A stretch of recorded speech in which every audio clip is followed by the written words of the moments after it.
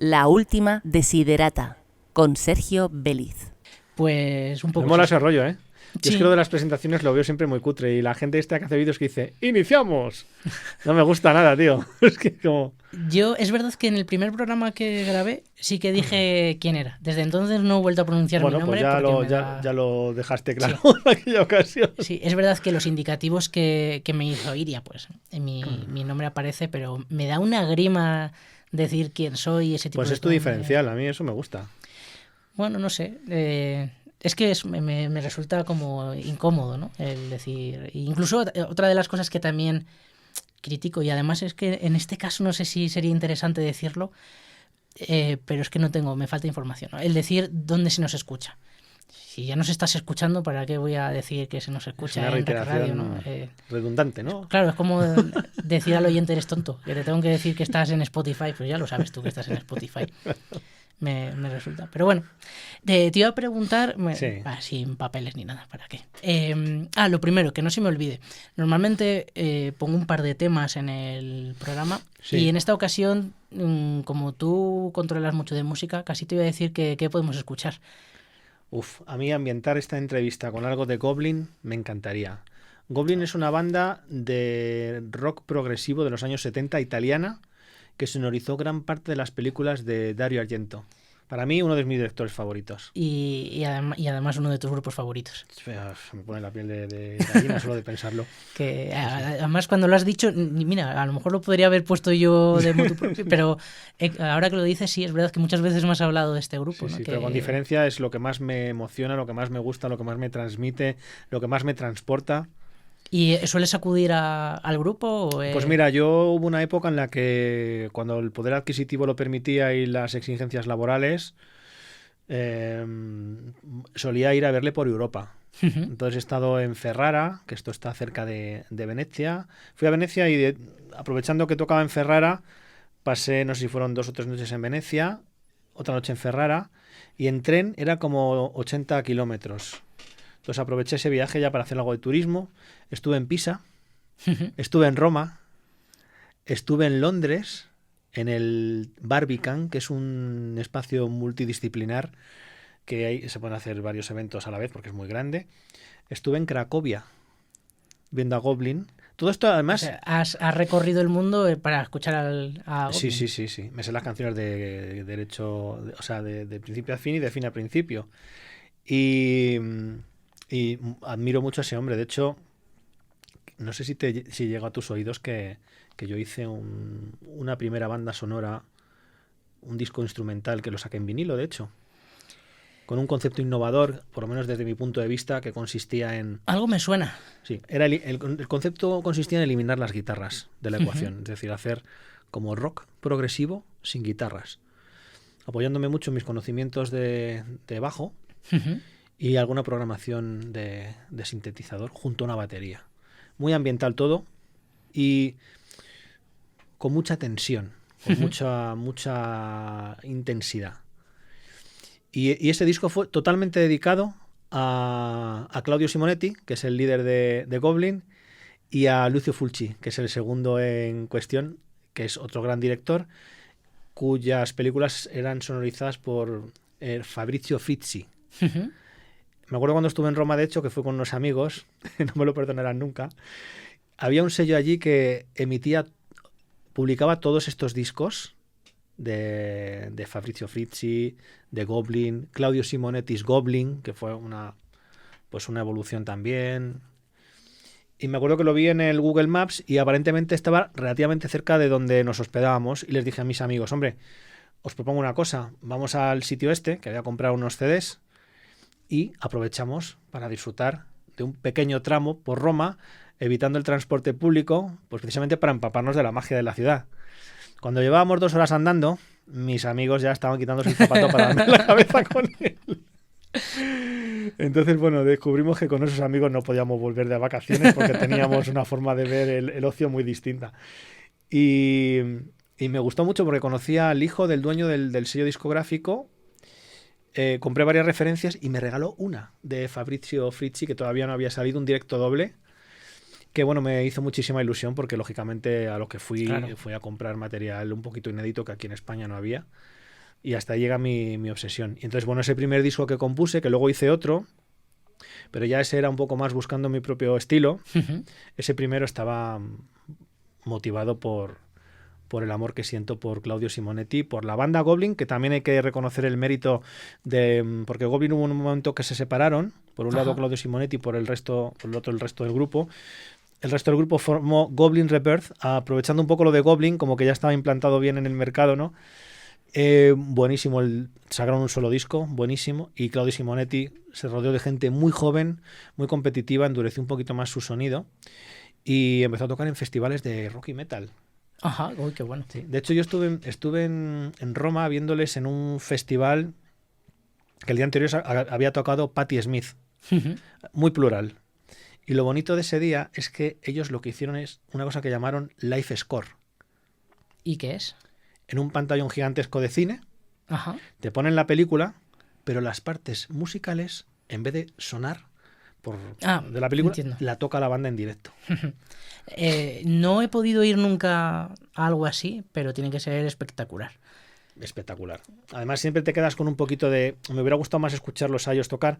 Cuando acabó la película dieron un concierto con los clásicos de la banda, o sea que ya... El día más feliz de tu vida. Pues fíjate que en otras circunstancias me hubiera horrorizado, porque aquello fue un mes de junio en Roma, que Roma tiene un calor seco horrible, debemos estar como a 45 grados. Me acuerdo, tengo una anécdota. Estuvimos viendo el Coliseum, no había ido nunca, me apetecía mucho conocer la ciudad. Cuando volví al hotel me metí en la ducha y yo veía que salía humo. Era como si me estuviera apagando del calor que llevaba. Pero bueno, con todo y con eso, como la emoción, bueno, conocer Roma también fue algo impresionante, con la excusa de ir a ver a Goblin, con lo cual fue un 2x1 maravilloso, así que se perdona lo del calor y se perdona. Ya, al final, ¿en cuántos países has estado siguiendo a Goblin? Pues mira, Europa he estado en Cracovia, en Polonia, que además también tuve la oportunidad de conocerlo. Está considerada como una de las ciudades más baratas de Europa. Fíjate. Sí, Polonia en general es muy económica. De hecho, es destino de Erasmus, precisamente sí, por eso. Sí. Pues una gastronomía extraordinaria, muy basada en la caza, muy basada también en hortalizas, en legumbres, todo como muy artesanal, hay como muy poca sobreproducción de los alimentos. Y los restaurantes más caros, pues puedes comer 2 personas tranquilamente por 20 o 25 euros, con postre incluido. Fenomenal. Está el barrio judío, por supuesto, que es muy interesante de ver. Aprovechamos también para saltar a Auschwitz y a Birkenau, que estaba relativamente cerca, para visitar los campos de concentración, que a mí personalmente me impactaron muchísimo. El de Auschwitz es prácticamente un museo.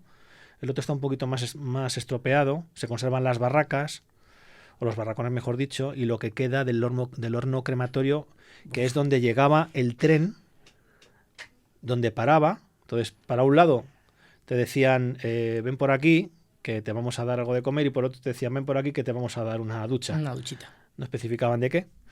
Y ahí es donde los aniquilaban. Entonces, cuando los rusos entraron a Birkenau, lo que hicieron fue dinamitar el crematorio para intentar quitar todo resquicio de genocidio que se pudiera... Sí, al final acabar con los símbolos, ¿no? También. Efectivamente. Pero es curioso porque yo estaba en Birkenau, sobre todo en Birkenau, porque Auschwitz me sorprendió mucho porque o sea, ahí según llegaba una persona le despojaban de todas sus pertenencias. Entonces, podías ver, hay una vitrina enorme llena de maletas y una vitrina enorme llena de calzado, pero miles y miles de zapatos. Y eso me impactó muchísimo. Pero, por ejemplo, fuimos un día que hacía relativamente buen tiempo y Birkenau era como bastante apacible, es decir, era como... ¿En serio? Sí, estaba todo verde, todo muy verde, muy tranquilo. Era como muy idílico estar ahí, a pesar de todas las atrocidades que... Fíjate qué contradicción, ¿no? Claro, luego entrabas ahí en los barracones esos, veían con lo que se calentaban, cómo dormían, y fue terrible. Pero lo que es el entorno, donde está ubicado, en un campo abierto, con mucha vegetación, muy cuidado por el tema turístico también, entiendo. Pero casi lo hace más inquietante y más desagradable, ¿no? El que esté todo tan bonito alrededor y entrar ahí y decir... eso, pues... ya no tanto a nivel histórico, sino de pensar en qué estamos convirtiendo esto, ¿no? Que es casi un parque temático. Un parque ¿no? temático, sí. Que... En Auschwitz quizás sea un poco más violento, porque claro, había un horno crematorio que lo metían que era bastante más grande. Bueno, como quedó en pie, pues lógicamente te puedes hacer idea de las dimensiones, ¿no? Ajá. Y entonces ahí lo que hacían es que metían a la gente, había una especie de tobera en lo alto del techo, se metían por ahí, metían el gas. Y entonces, por lo visto, eran como 5 o 6 minutos en los que se escuchaba a la gente pues a intentar pues, pedir socorro, etcétera. Y una de las cosas que me impactaron mucho cuando visitamos esa zona, no es horno crematorio, era una cámara de gas, era ver cómo en las paredes estaban todos los arañazos de la gente intentando entender qué les estaba pasando e intentar liberarse de esa asfixia, de ese pavor, ¿no? y de esa aberración, de esa locura, ¿no? Hace poco terminé de leer, me leí Maus, la novela gráfica Maus, que habla de todo esto utilizando ratones y gatos. Es una novela que se te saltan las lágrimas en muchos momentos, pero recomiendo siempre un libro que se llama El hombre en busca de sentido, de Viktor Frankl.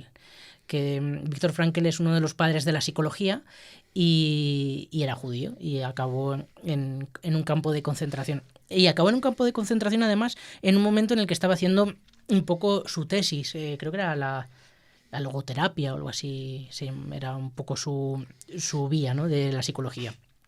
Y lo único que llevaba encima cuando le cogieron, o de las pocas pertenencias que tenía, era su tesis, porque quería trabajar en ella y quería pues, estaba volcado en ese trabajo.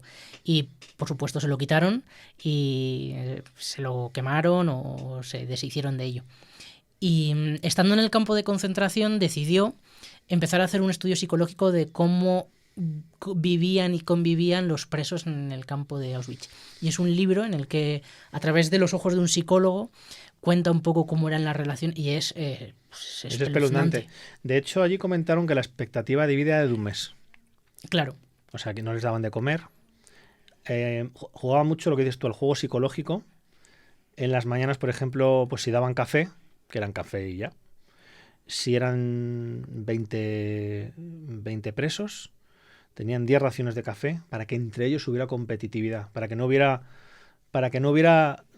ese espíritu solidario que en un momento dado les impulsara a intentar algún tipo de conspiración. Claro, estaban en unas condiciones infrahumanas y encima con esas condiciones que el espíritu de supervivencia al final te hace pasar por encima de cualquiera, ¿no?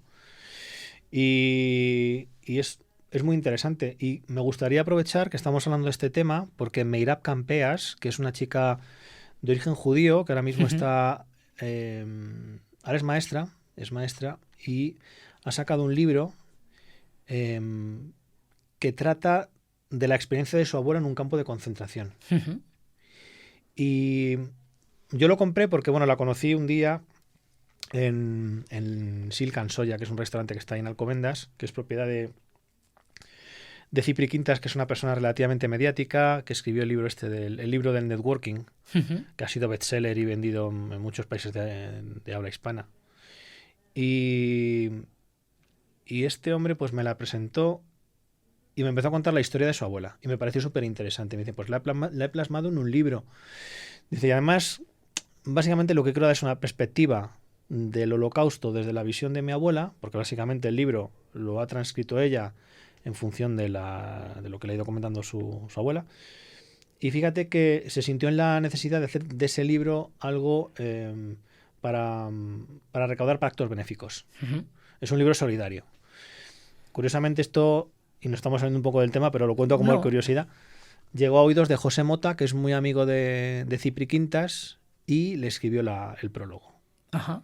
Con lo cual es un libro que también ha conseguido un buen nivel de ventas por la historia que cuenta, por lo interesante de la historia, por el enfoque que se le da y luego pues gracias a Dios que por esta vocación altruista y benéfica pues ha tenido apoyos importantes de gente conocida. Bueno, pues me lo apunto. La verdad es que leo bastante de estas cosas. En general la literatura y el cine que se hace de la Segunda Guerra Mundial es muy interesante para entender un poco cómo se generó la sociedad después de la guerra, ¿no?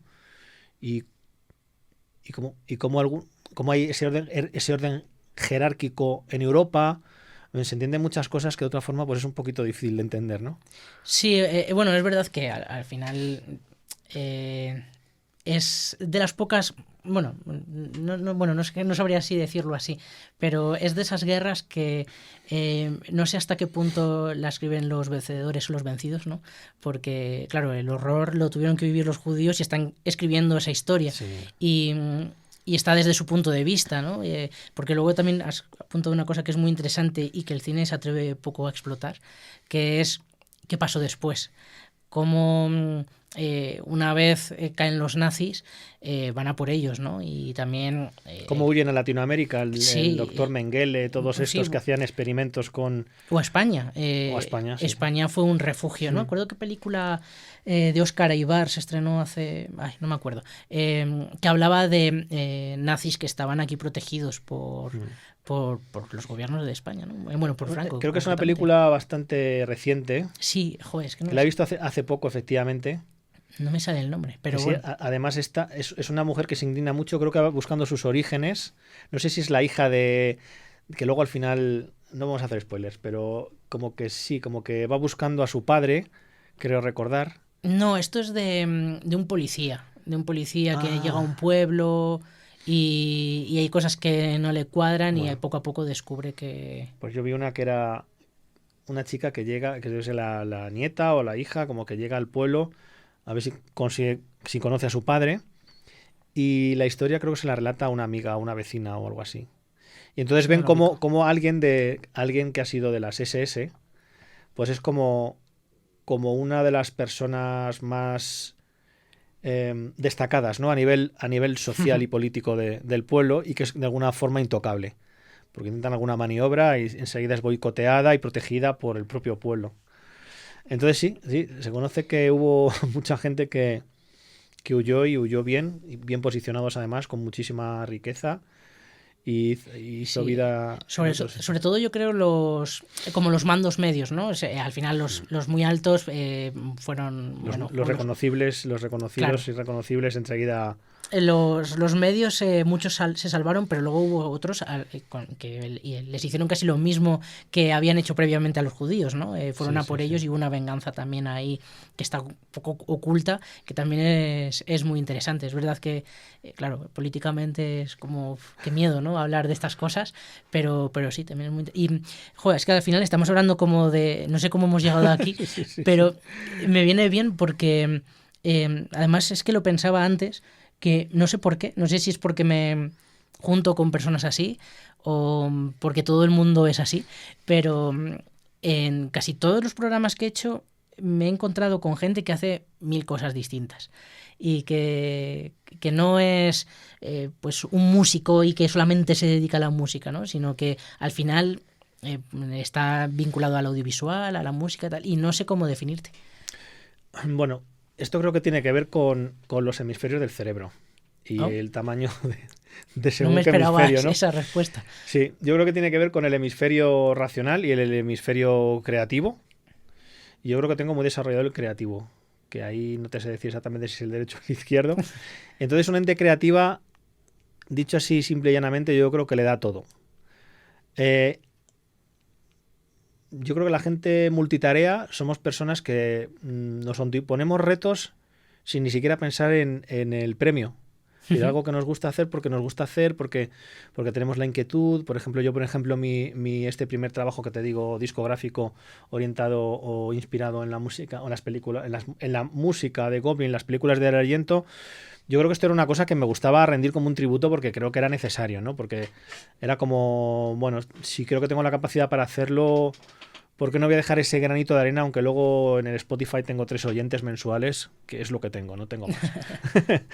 y luego pues van surgiendo cosas, ¿no? Como retos que te gustan asumir y que sacrificas descanso, tranquilidad, porque quieres empezarlo y acabarlo. Y yo creo que eso es importante.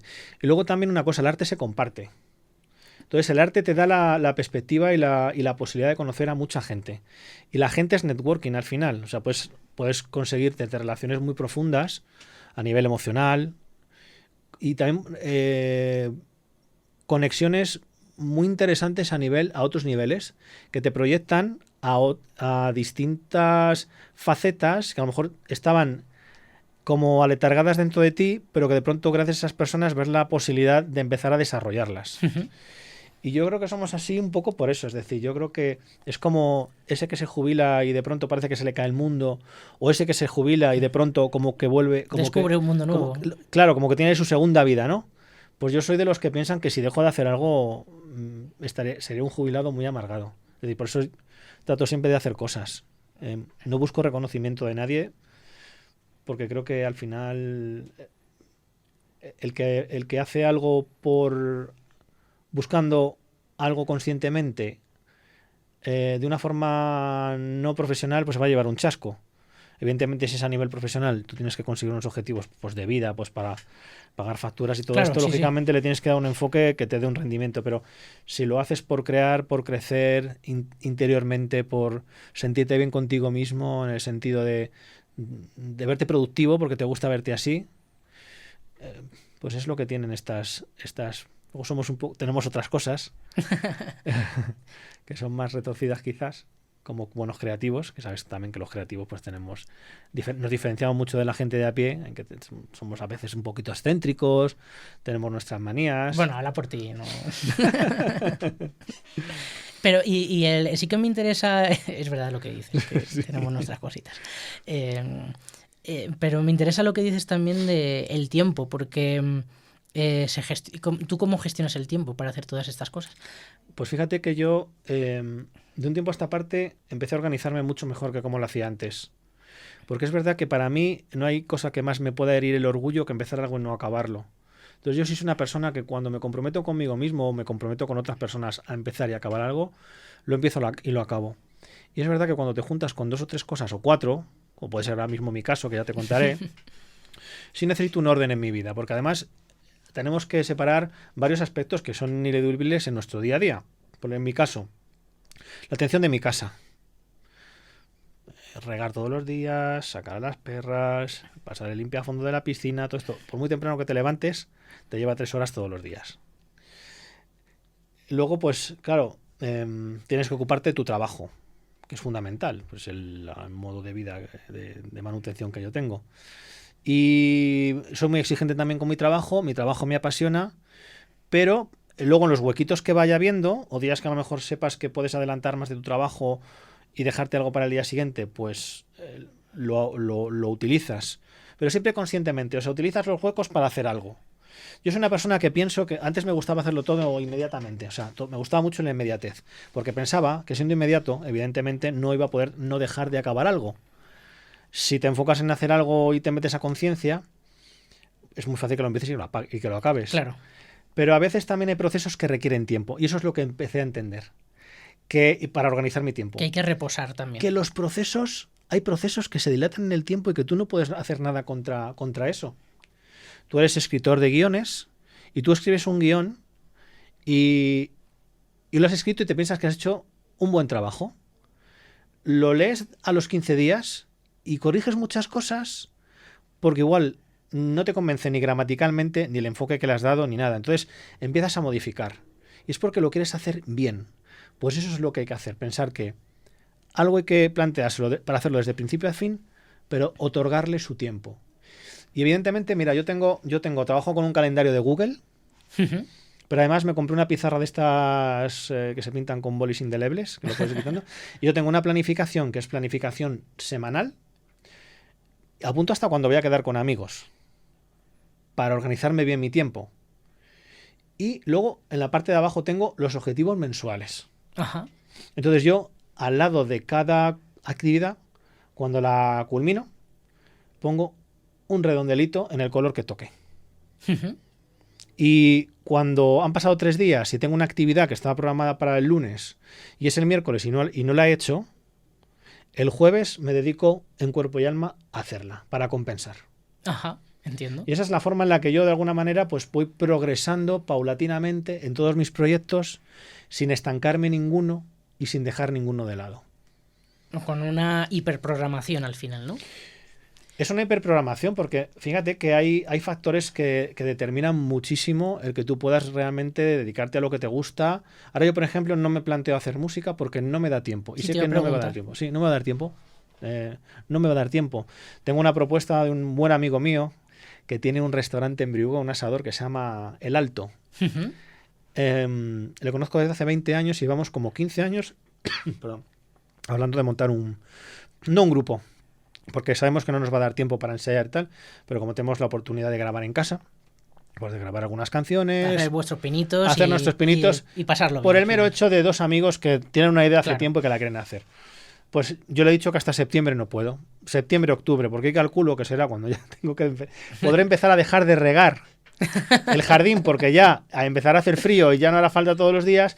Y en ese ratito que yo me tiro 1 hora regando, o me tiro los sábados 3 horas barriendo el jardín, que además es que lo hago así en forma artesanal, que sé que hay métodos como poner un riego automático, ¿verdad? Pero me gusta porque es mi momento de ponerme mi podcast de cine. Escucho a Pepa Blanes, Ujú. pues a gente de cine, y me gusta enterarme de las novedades cinematográficas. Me pongo también pues te he comentado antes a Rubén Guo, que es un youtuber que tiene mucho criterio al hacer sus vídeos, de los que aprendo mucho. Sí. Entonces digamos que también esos Referente. momentos, un referente, esos momentos también son mis momentos de aprendizaje, de las cosas que me gustaría hacer. Entonces, pues me voy pautando, incluso semanas, meses y pocas del año, dependiendo de lo que tengo o no tengo que hacer. Y es así como empiezo los proyectos y los acabo. Ahora mismo estoy rodando una película. Hice yo el guión. Prácticamente lo he hecho yo todo. Tengo un equipo de producción, afortunadamente. Tengo 2 gaffers, 2 técnicos de sonido, tengo un asesor de imagen, tengo 2 personas de producción. De producción me refiero de pues, ayudarnos a montar los escenarios y todo esto. Yo soy el camarógrafo porque soy muy pesado, porque me gusta mucho controlar y aprender. Es que básicamente lo hago por aprender. Y empezamos en octubre. La película está ambientada en invierno. Mi idea era acabar de grabarla, pues como mucho en febrero. Fue cuando apareció el Omicron. Bendito. Hice una imposición, entre comillas, a los actores, a las actrices, de que por el bien de todos había que hacerse una PCR antes de rodar, porque estábamos todos sin mascarilla y tal. Hubo gente que no quiso, hubo ahí un tiempo un poco de convulso en el que hubo que sustituir personas, pues para que el núcleo duro de la producción no se sintiera incómoda. Y ahí nos retrasaron 2 o 3 meses, ya empezamos con la primavera.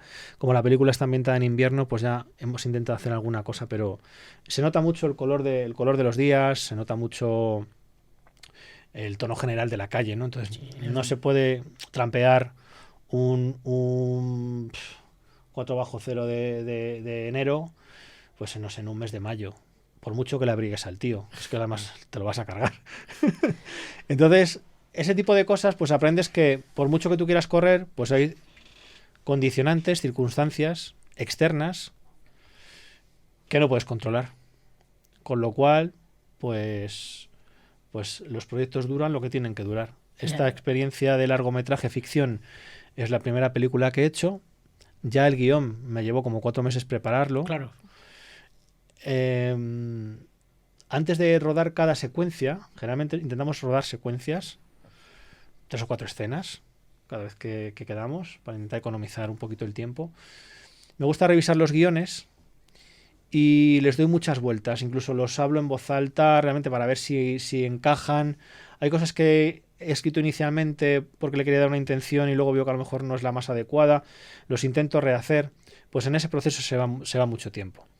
Ahora, por ejemplo, me he dado cuenta, pues cuando se va a hacer una película, grabas, no sé, 12 horas de metraje al final, ¿no? Sí. Luego se te quedan la hora y 20, ¿no? Pero me he dado cuenta de que por limitaciones técnicas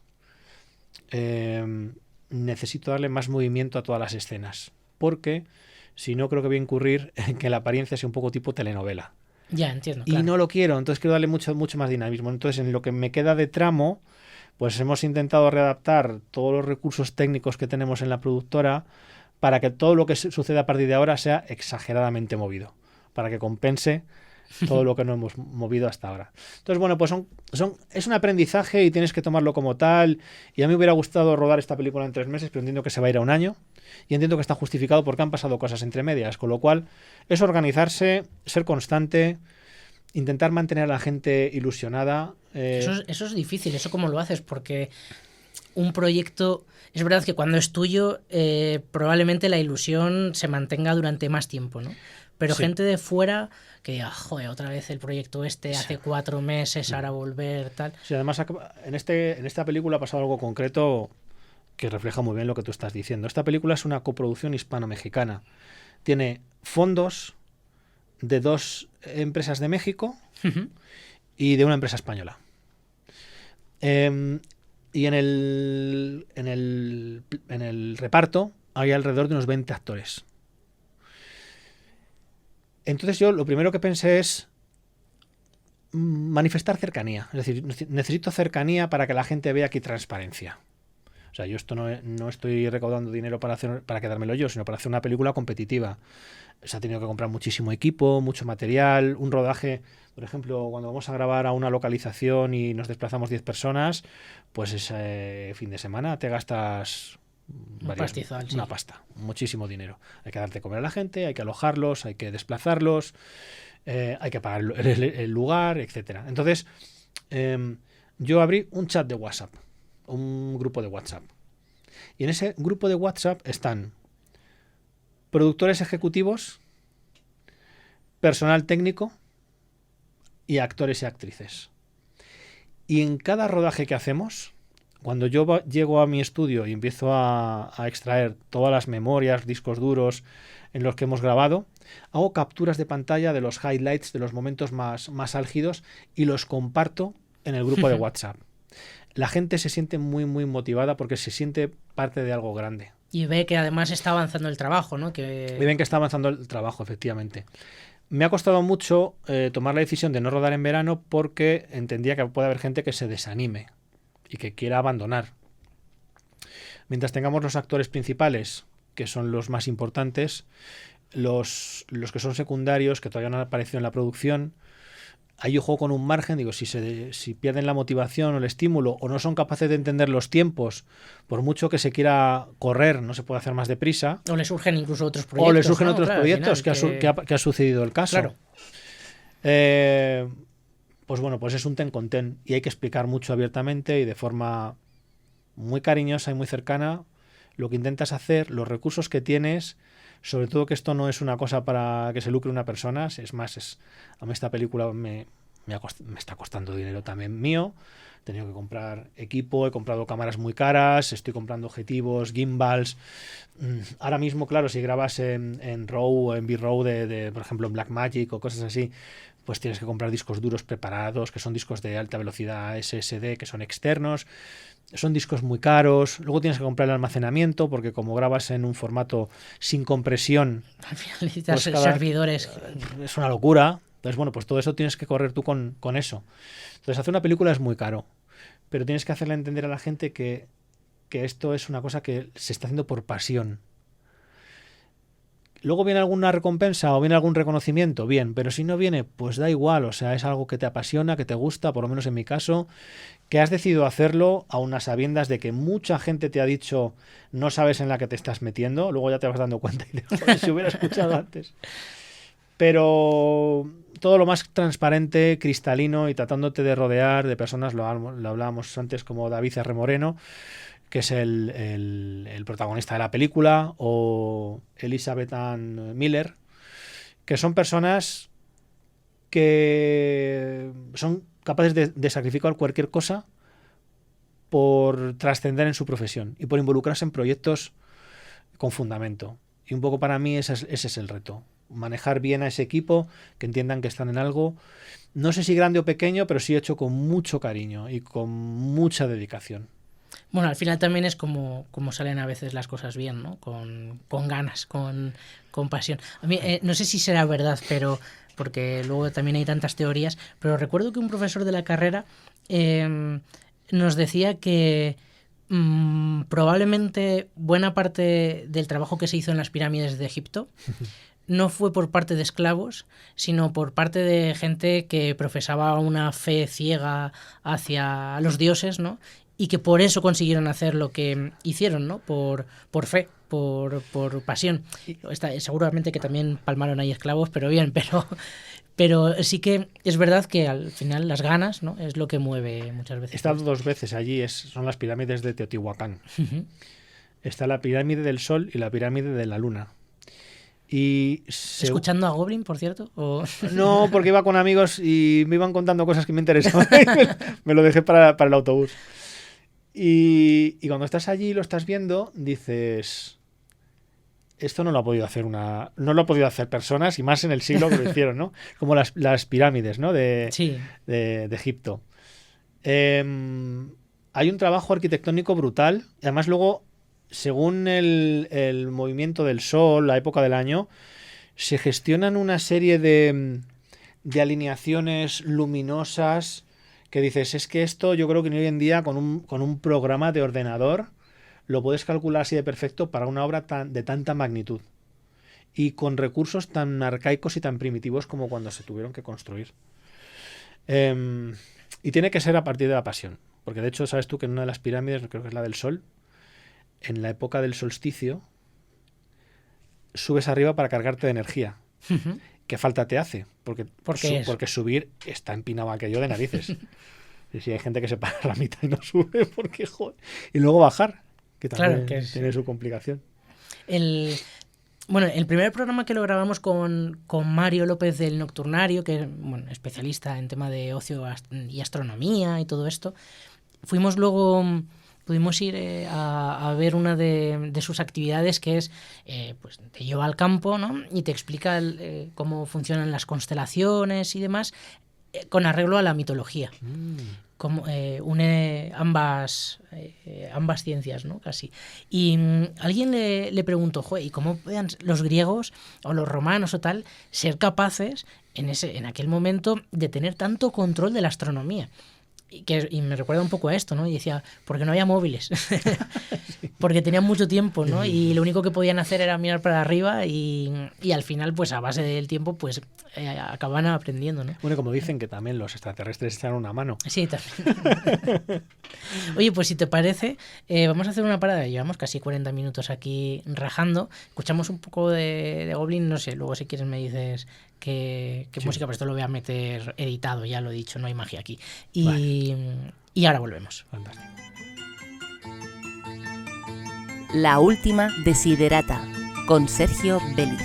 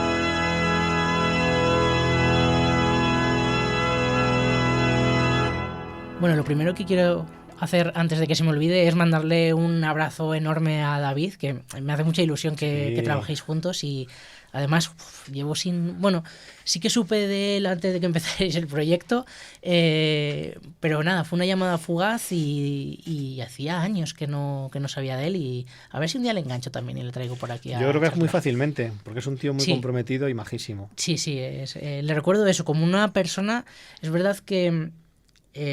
siempre es algo que se habla, ¿no? Que en el mundillo este audiovisual y te encuentras con gente muy rara. Muy especial. Sí. Y encontrarte a veces con gente tan buena y tan humana y tan... es raro, a veces es un poco extraño. Y el caso de David es como una de esas personas que todo el mundo habla genial de él, como una persona encantadora, majísima y da gusto, ¿no? Y siempre tengo como un muy buen recuerdo de David. Es una pieza clave en la película esta, porque es una persona muy comprometida.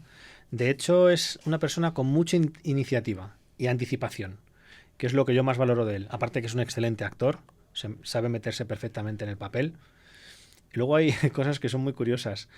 Cuando tú le grabas, pues sabes que cuando se graba en cine, pues tienes una cámara buena y con esa pues haces varias tomas y grabas desde diferentes ángulos y todo esto.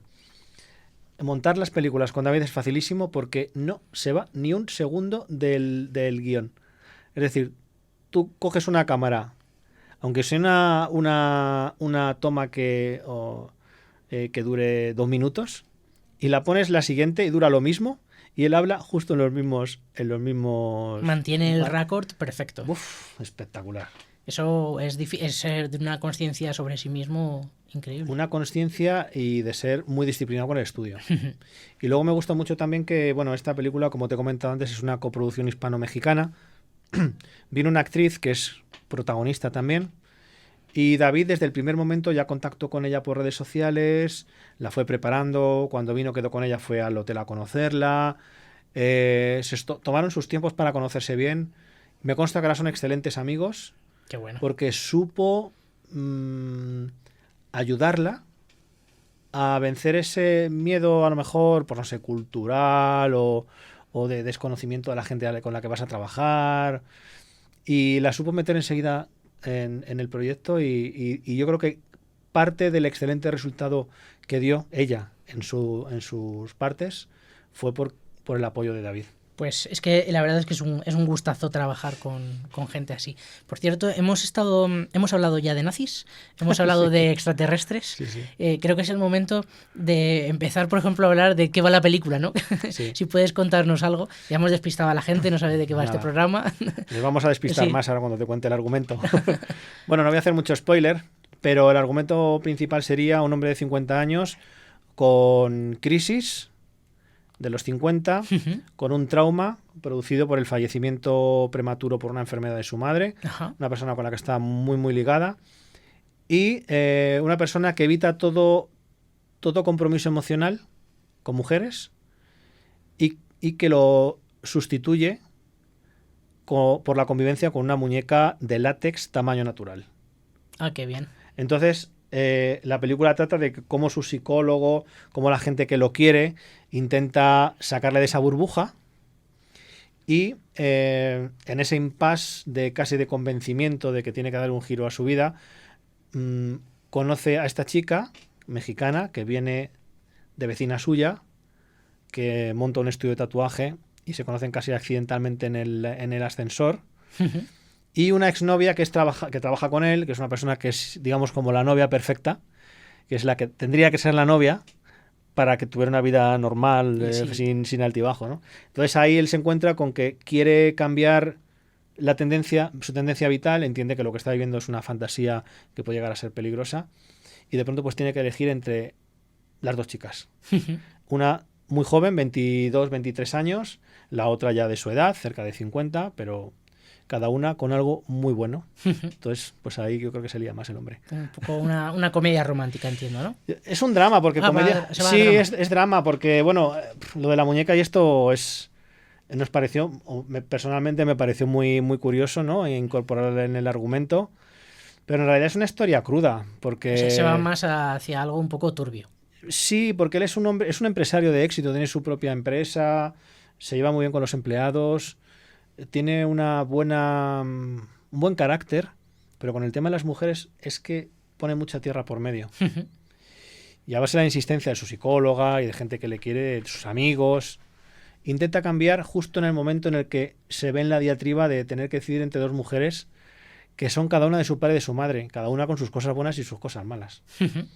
Y bueno, me decías antes fuera de micro que tienes un poco previsto que terminar el rodaje hacia finales de año, una cosa así, ¿no? Efectivamente, iniciamos, como te he comentado antes, en octubre del año pasado, por circunstancias derivadas de la pandemia.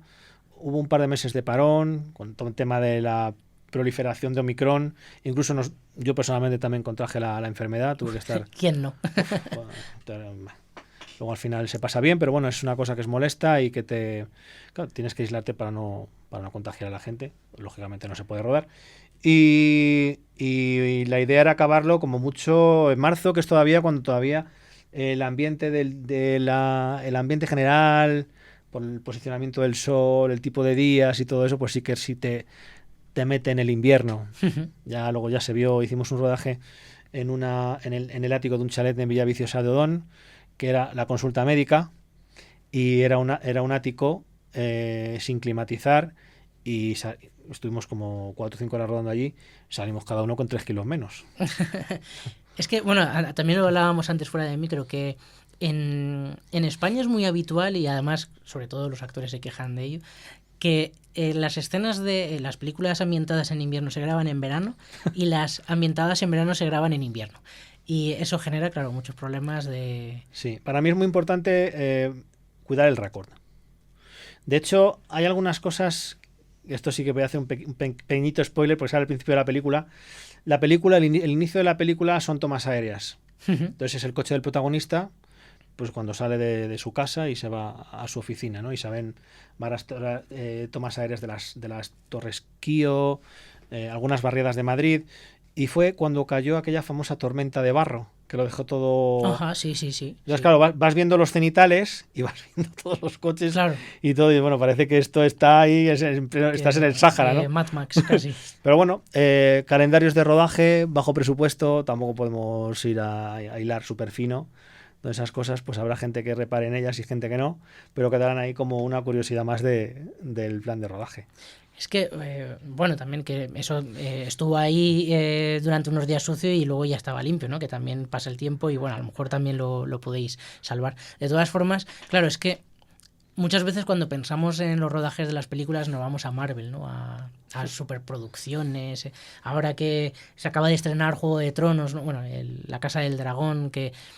dices, a ver, claro, es que aquí hay una cantidad de pasta que pueden hacer lo que les da la gana, ¿no? Pero al final en producciones pequeñitas se vuelve todo mucho más artesano. Es mucho más artesano, sí. De salvar los muebles como puede, sí. Cambiar sobre la marcha. Y de intentar concienciar al equipo de que todos tenemos que remar porque si no, no sale. Al principio de los rodajes me enfadé bastante porque la gente venía, hacía lo suyo y luego se ponía a un lado y se ponían con los móviles. Entonces llegó un momento que ya en el rodaje prohibí los móviles. Y a partir de ahí, pues había gente que ayudaba con la pértiga, gente que que ayudaba para colocar mejor los escenarios, pues no sé, ya era como una cosa más de trabajo en grupo, ¿no? Claro. Y se nota mucho. Yo empecé a relajarme más porque vi más integración. Pues ese tipo de cosas parece una tontería, pero imponerlas en un rodaje es interesante, sobre todo para la productividad. Que como me comentabas antes de lo de la organización, cuando veas cosas en un rodaje que no te gustan, creo que hay que hablarlas abiertamente, con mucho respeto, y decir cómo se podría mejorar y cómo te sientes. Cuando ves, por ejemplo, que está todo el mundo con el móvil, hay una pértiga apoyada en una pared con un micrófono que cuesta casi 1.000 euros, y de pronto ves cómo se está cayendo, se cae, y se cayó, porque nadie se está preocupando de él. Y claro, pues sustituir un micrófono de 1.000 euros es muy... Enfada, Lorenzo, enfada. Pues sí, exactamente. Enfada. Sí que es verdad que la gente cuando... gente de fuera, ¿no? Cuando va a un rodaje se sorprende, ¿no? De cómo todo va al milímetro, cada uno está pendiente de una cosa. Es verdad que en las grandes producciones, pues al final, el que es de sonido, y a mí no me digas que sujete la cámara porque soy de sonido, pero claro, son grandes producciones y se pueden permitir ese tipo de cosas. Tendrán 300 ayudantes para mover un cable y que ninguno se canse demasiado, pero claro, en pequeñas producciones o se rema y se trabaja a favor de obra, ¿no? Tanto que se dice, o si no es difícil. Y luego te encuentras muchos retos. Por ejemplo, cuando vas a una localización que la alquilas, Airbnb, tratando de que no se entere nadie, no vaya a ser que no te dejen grabar. Sí. Llegas allí y no has podido hacer scouting porque no sabes cómo es el espacio, porque, claro, si hubieras podido ir, hubieras tenido que alquilar otro día más. Y tienes que hacer un poco el plano de planta allí sobre la marcha, ver dónde vas a ubicar las cámaras, dónde vas a hacer la iluminación, cómo van a ser los movimientos de los personajes, cómo van a ser los movimientos de las cámaras, dónde puedes tener problemas de reflejos, que esas cosas de verdad que son que uno no se da cuenta, pero cuando estás grabando con una cámara que tiene una pantalla de 5 pulgadas, luego cuando lo pasas al ordenador y lo ves en grande y dices, si me estoy viendo ahí, me cago en la leche. No, por eso se graba, por lo menos las películas de bajo presupuesto, como puede ser la mía, estamos grabando en 8K, 6K, en B-Raw o ProRes, como muy poco, para que nos permita el escalado. Que luego te salga un 4K poder... bien, o incluso un 1920 por 1080, un Full HD de garantías, ¿no? Entiendo. Sí, bueno, es que al final me parece una cosa muy bonita porque es que yo no te conocía tu faceta audiovisual. Nos conocemos de hace tiempo, pero me da la sensación que en los últimos años estás apostando también un poco por esto. Sí. Y esa parte artesanal de ir aprendiendo también sobre la marcha, ¿no? Y ir sacando las cosas y de repente ver cómo surge el producto que tenías pensado en tu cabeza, es muy satisfactorio, ¿no? También. Es ir apagando fuegos. Claro, Más que sí. O sea, vas aprendiendo por la necesidad de ir apagando fuegos, ¿no? Claro.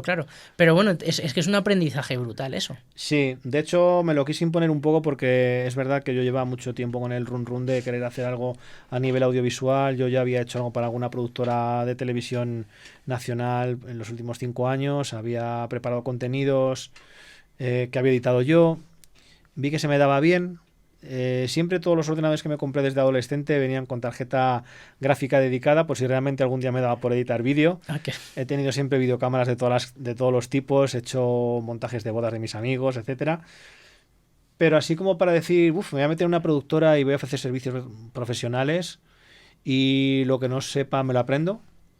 Eso vino pues a raíz de la pandemia, efectivamente, porque mi sector, tengo una agencia de promoción y comunicación artística, se sumió en una incertidumbre bastante incómoda. Que ahí sigue, en buena parte, ¿no? Sí, porque siempre hemos dicho que la música es un sector empresarial que tiene su propia burbuja de crisis. No siempre estamos... que yo no lo considero una burbuja de crisis porque la música lo único que hace es moverse mucho más deprisa que muchas otras industrias. Es decir, la tecnología ha avanzado o acelerado drásticamente la forma en la que concebimos el consumo de la música y sobre todo las nuevas generaciones no tienen la cultura de lo físico. Bueno, pues ya partiendo de ahí, pues ya se han intentado buscar otros cauces de sostenibilidad y monetización. Se han encontrado como los streamings, como los acuerdos 360, como las giras, como los patrocinios. Es más, hay muchos artistas que ganan mucho más por patrocinios con marcas que por los conciertos, que por los streamings, que por la venta del físico, que todavía hay un pequeño reducto de gente que lo quiere y lo compra. Bueno, un buen ejemplo es Bustamante, ¿no? Que casi gana más dinero con sus perfumes que con su música. Curiosamente tengo la colonia de Bustamante en mi casa, así que la compré ahí en Mercadona de esto de usar a diario. No huele mal, está muy bien. Sí, pero al final, claro, hay que vivir de otras cosas, ¿no? Claro. Pero la música sí lleva en crisis más o menos desde los años 10 de 1900 claro, desde hasta que ahora. Se inventó el gramófono, por lo menos. Entonces, bueno, pues ahí vi la posibilidad de expandir o sea, yo soy una persona que siempre trato de ir como Tarzán, surcando la selva, pero soltando una liana y agarrando otra. O incluso a veces cogiendo 2 lianas pues para que soporte mejor mi peso.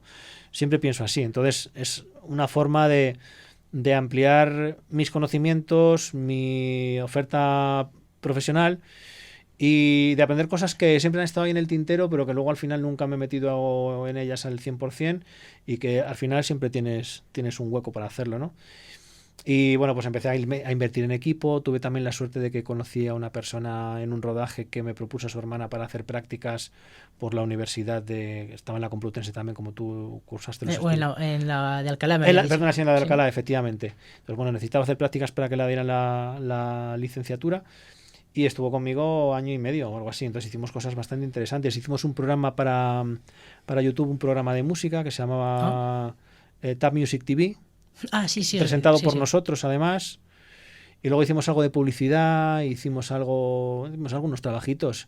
Grabamos también algunos mítines, nos contrataron para algunas asociaciones que hacían eventos, pues a multicámara, por ejemplo, en la plaza de ahí en Valdeacederas, La Ventilla, una asociación de mujeres hizo un evento muy bonito y lo grabamos, y bueno, ese tipo de cosas. Pues bueno, empezó a surgir un poquito el trabajo. Y surgió pues eso a partir de la pandemia y de ver que mi agencia pues estaba en una incertidumbre. Yo llevo 20 años con ella, siempre he apostado por el mundo de la música, creo que es un negocio que bien llevado pues es una forma de vida muy, muy noble, muy exigente también, pero me gusta mucho. Pero quise ampliar un poco mis miras profesionales. Y además has trabajado es verdad que has trabajado con muchos grupos pequeñitos, ¿no? Sí. Bueno, músicos emergentes, pero luego también has tenido trabajos con grupos grandes, ¿no? Pues mira, bueno, debo decir que ahora estoy acabando de escribir un libro que precisamente lo que trata es de poner en valor y ayudar a todos esos grupos emergentes que no saben cómo empezar sus carreras discográficas. Y esto surgió porque un grupo me contrató un proyecto integral, porque no tenían ni idea de cómo gestionar su carrera. No querían pagar una cuota mensual, querían pagar un proyecto entero para desarrollarlo ellos. Entonces me la pidieron y según lo iba desarrollando, me fui enrollando por todas las cosas que se necesitan y dije, joder, pues esto ya puedo sacar un libro. Me pasó como con el primer libro que saqué, de La costumbre de triunfar. Sí. Me contrataron en México para hacer unas masterclass. Eran 2 días, 8 horas al día, que dije, no sé yo de qué voy a hablar en 8 horas, 2 días seguidos. Y empecé a tomar muchos apuntes, tal, para tener una guía, para desarrollar. Me lo encuaderné para que si se me caía no se me descolocara. Y dije, joder, pues esto es un libro, pues vamos a darle un poquito más, ¿no? Y lo saco. Y bueno, pues está funcionando muy bien, está en Amazon. Y ahora pues lo voy a sacar pues para esos artistas emergentes que comentas. Y efectivamente he trabajado o sigo trabajando para sellos independientes como ER Music, que son de Alemania, está en Hamburgo, K-Scope, que es el del grupo Snapper, que está en Inglaterra, y trabajo para Mascot Label Group, que es un sello discográfico que empezó en Rotterdam y se ha expandido por todo el mundo. Tiene oficinas en Londres, en Nueva York, etcétera. Y claro, pues en su roster tienen artistas como Joe Bonamassa, Alice Cooper. Estamos trabajando ahora Deep Purple también. Estamos trabajando Skid Row, que es una mítica banda de los años 90 que ahora vuelven con nuevo cantante. He trabajado con Lisa Stansfield, con Johnny Depp, con Kevin Costner, que en un momento de su vida le dio por revitalizar el grupo del instituto que se llamaba Mother West. Hizo un par de giras y en una de ellas pues estuve con él porque yo fui el encargado de coordinar un EPK del disco, en el cual pues había un periodista que le hacía preguntas pues alrededor del lanzamiento, y eso se editó para utilizarlo como promoción del disco en toda Europa. Entonces lo hicimos en el Hotel Miguel Ángel, contraté una productora audiovisual, coordinamos todo y quedó fenomenal. Pero bueno, he tenido la ocasión de trabajar con artistas muy conocidos, pero también con artistas emergentes que al final yo creo que son a mí los que me plantean el reto de verdad, porque a Alice Cooper yo no lo voy a hacer más famoso. No, en todo caso me hará famoso él a mí. Son gente que ya tiene una carrera y yo lo único que hago aquí es seguir unos protocolos de promoción, de comunicación, de facilitarles una serie de cosas cuando vienen por aquí que ellos necesitan. Pero es que ya se venden solos. Pero es que ellos ya se venden solos, efectivamente. Claro. Entonces para mí el reto es ese artista que está en su casa, que está haciendo buena música, que no sabe qué hacer con sus contenidos, que de pronto quiere tener una carrera y le gustaría pues encontrar un camino adecuado dentro de una industria que es muy complicada y cada vez más. Esto va a sonar un poco a promo, pero hagamos promo. Hagamos promo. ¿Cómo pueden contactar contigo? Pues pueden contactar conmigo en info@topartistpromotion.com. Y básicamente ahí atiendo a todo el mundo. Y gracias a Dios, pues bueno, pues es verdad que a través de la página me sigue llegando mucha gente y de las manifestaciones que hago, porque también con motivo de mi trabajo me han entrevistado en algunos medios de comunicación, incluso me llegaron a entrevistar en una revista que lo llevaron al Festival Hispanoluso de la Música. y desde allí la gente me escribía WhatsApps sujetando la revista por donde estaba mi entrevista y haciéndose selfies. Qué y bueno. decía, ¿y esta gente quién es? Y ya descubrí que es que habían llevado la revista para repartirla allí en el festival este. Ajá, qué bueno. Y bueno, pues básicamente me pueden contactar así como Top Artist Promotion es la agencia, info@topartistpromotion.com es el email. Y Biden Producciones... Biden Producciones es la productora audiovisual. No tengo página web como tal porque no me da la vida para todo. De momento creo que mientras pueda gestionar, por ejemplo, las contrataciones de productos, o sea, de servicios, como lo estoy haciendo hasta ahora, me va bien. Tengo más trabajo ahora del que puedo asumir. Pero no descarto el día de mañana comprar el dominio y seguramente a lo mejor me haré una página facilita en WordPress o algo así. Las redes sociales ahora mismo están un poquito paradas porque desde que nos rodamos... Claro, no hay material. Hemos hecho un par de cosas, un comercial, alguna cosita más, y no estamos haciendo mucho más, pero bueno, nos pueden localizar también ahí. Claro, porque estás haciendo proyectos personales, pero también haces trabajos para terceros. Sí, o sea, yo hago trabajo para el que me quiera contratar. Además, bueno, tengo buena visión para tema de campañas publicitarias, fotografía de producto. Me he especializado, hice un curso para fotografía de producto.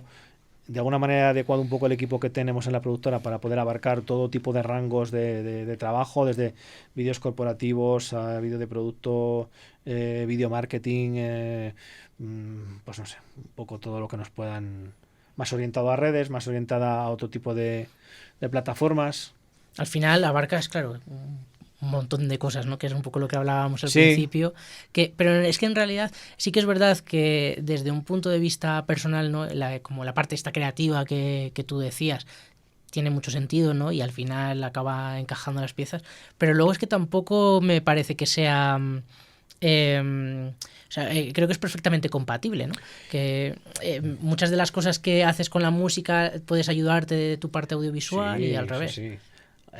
Yo creo que todo lo que es audiovisual es un reto. Es decir, hay gente que puede tener más o menos automatizados los procesos, pero a mí me gusta más tardar un poquito más, pero hacerlo un poquito más que realmente encaje con lo que me están pidiendo. Ahora tenemos en octubre un rodaje de un videoclip, un artista que se llama Eric Lachapelle, es un guitarrista americano, y nos ha pedido un videoclip que trata de una situación suya personal. Bueno, lo normal a lo mejor por un bajo presupuesto, que es el que vamos a manejar, pues hubiera sido plantear una historia más o menos que a lo mejor visualmente hubiera funcionado y ya. Pero yo realmente quise entender qué era lo que quería transmitir con el vídeo. He tenido por lo menos 6 o 7 videoconferencias con él. Y no lo considero una pérdida de tiempo ni nada. Lo que realmente quiero es que él quede satisfecho y que cuando vea el vídeo realmente se sienta identificado con él.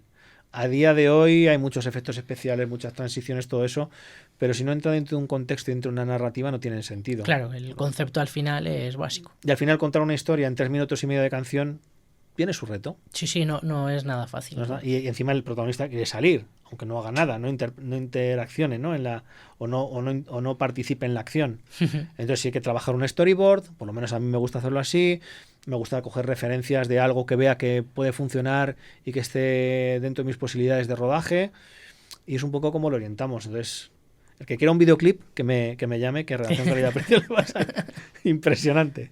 Pues pondremos de todas formas en la descripción del podcast y demás tus datos, porque te conozco a gente que ha trabajado contigo, conozco grupos que han estado contigo, que hay algunos los escuchamos además por Rec Radio y bueno, sabemos que trabajas muy bien.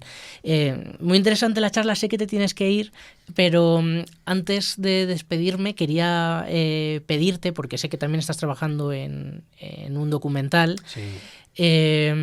No sé si nos puedes contar un poco o que lo dejemos porque sé que va a haber un estreno próximo y a lo mejor podríamos... Mira, yo voy a venir aquí siempre porque me ha encantado esta charla, me he sentido muy a gusto y creo que me va a gustar cuando yo la pueda escuchar también. Pero sí, te puedo dar un adelanto. Por lo menos ponerte un poco en antecedentes. Claro. Muy rápidamente te cuento que durante la pandemia yo trabajo con un artista que se llama Ramón Delgado. Es una persona que ha trabajado muchísimo en temas de proveer backline a televisión. Ha trabajado con Antena 3, con Telemadrid, con Telecinco. Ahora, a día de hoy, casi a sus 70 años, está haciendo un programa también en Castilla-La Mancha. Y entonces esta persona, yo le estoy haciendo todo el desarrollo integral de su proyecto musical, que de hecho no existía cuando me conoció, porque yo le conocí en México, en una gira que yo llevaba una banda española, él estaba allí supuestamente con otro promotor que lo engañó, y el hombre pues estaba allí encerrado con mucho miedo en su hotel, y como vio por redes que yo estaba por México, dijo, pues un español, voy a ver si le localizo, creo que está su hotel a 2 manzanas de aquí. Pues prácticamente cuando le conocí se me puso a llorar el hombre de la indeflexión que tenía, ¿no? Y de ahí pues yo le comenté cómo trabajaba y decidimos vernos a la vuelta de nuestros respectivos periplos ahí en México y yo le propuse crear su proyecto porque él tenía una banda de versiones pero quería y no sabía. Entonces bueno, pues empecé a trabajar con él y lo primero que hicimos fue, como justo parte del desarrollo nos pilló al principio de la pandemia, dijimos, bueno, pues ahora mismo ya no hay conciertos, ahora mismo no hay tiendas abiertas, ahora mismo todo esto, el paradigma ha cambiado, por lo menos de forma temporal. ¿Qué podemos hacer para aprovechar este tiempo?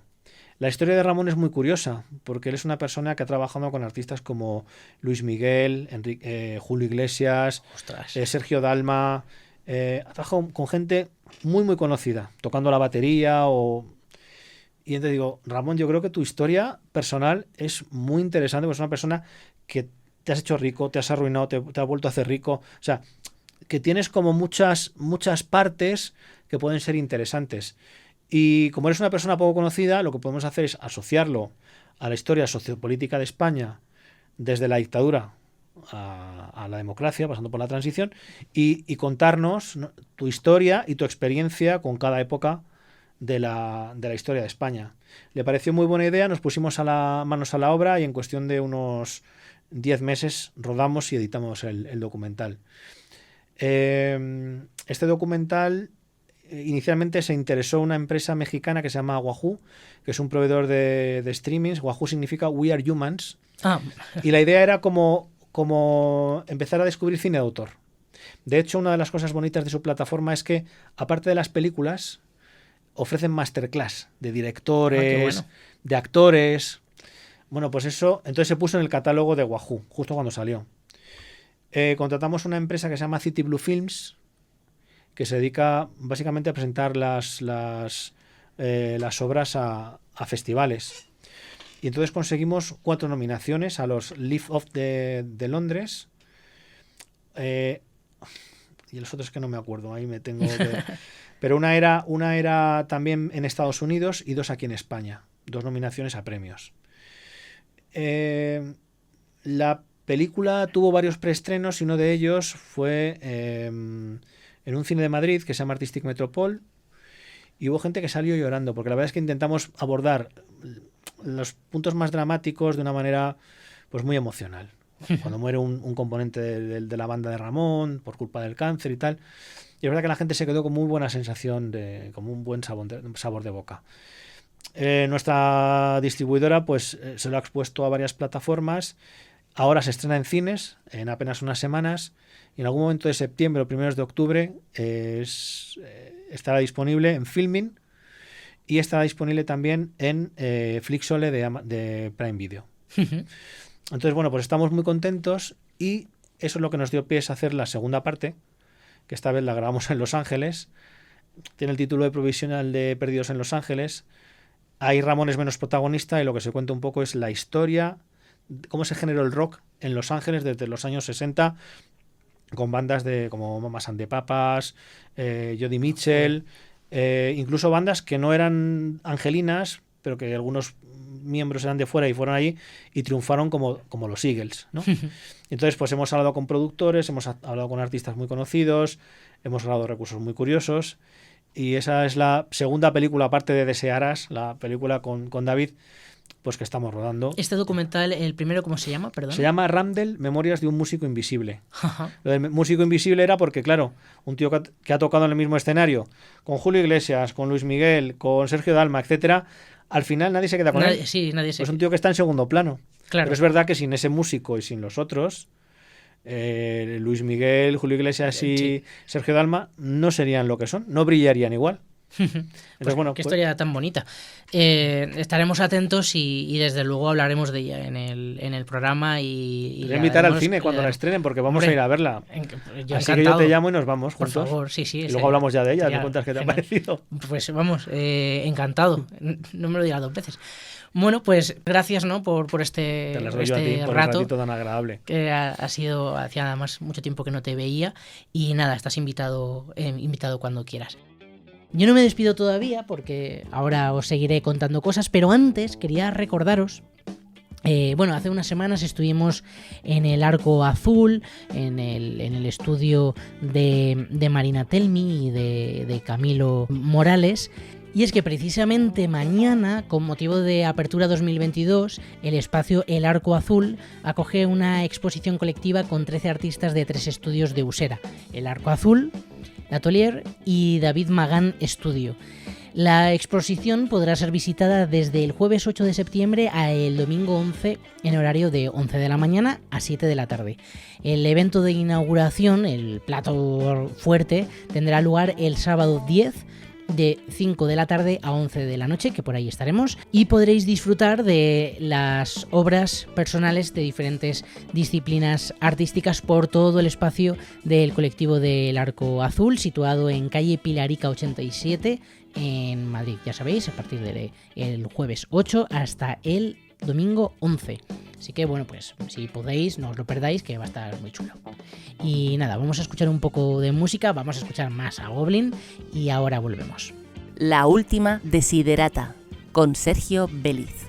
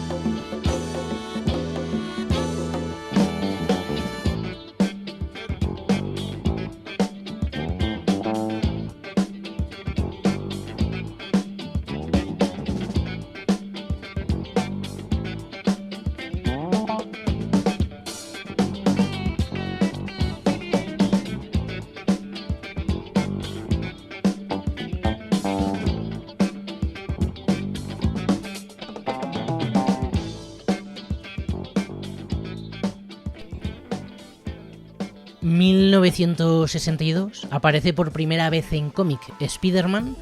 Ringo Starr se une al grupo británico de rock The Beatles. Se funda la banda de los Rolling. España formaliza su primera solicitud de ingreso en el mercado común europeo y además encontramos la publicación en el BOE de un decreto del Ministerio de Trabajo que equipara los derechos laborales de la mujer con los del hombre. Ojo, 1962. El Madrid gana la Liga y Will Chamberlain le da por meter 100 puntos en un partido de la NBA, ostentando un récord que hasta ahora no ha sido batido por otro jugador.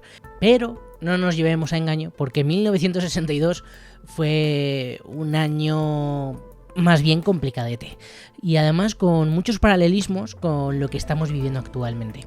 El año 1962 se recuerda también porque el 22 de octubre, en Estados Unidos, el presidente John F. Kennedy se dirige a su país alertando que la Unión Soviética ha instalado bases de lanzamiento de misiles nucleares en Cuba, apuntando a los Estados Unidos. Comienza la crisis de los misiles cubanos y el embargo de Estados Unidos a Cuba se consolida de manera mucho más clara este año. De hecho, en febrero de 1962, el presidente estadounidense ordena un bloqueo económico contra los dirigentes de la isla. También este año, Estados Unidos incrementa la ayuda militar a Vietnam del Sur para enfrentarse en la guerrilla del Vietcong y entra en funcionamiento la primera parte del conducto petrolífero del Comecon, que iba a permitir que el gas y el petróleo ruso llegase a ciertas zonas de Europa y a otros países afines a la Unión Soviética sin sufrir bloqueo alguno. Encontronazos entre la Unión Soviética y sus aliados con Estados Unidos, sanciones económicas, crisis energética. ¿Os suena? Pues en este contexto, este año de la década de los 60, Anthony Burgess escribe el libro de la naranja mecánica.